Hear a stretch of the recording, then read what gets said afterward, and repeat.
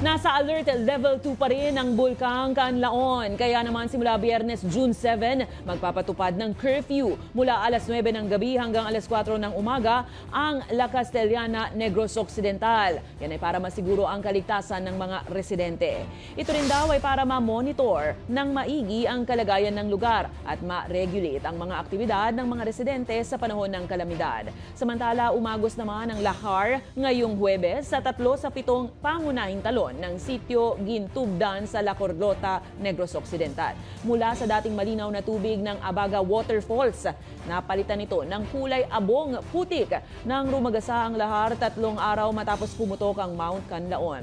Nagkaroon din ng lahar flow sa Capid Falls at Busay Oro Falls.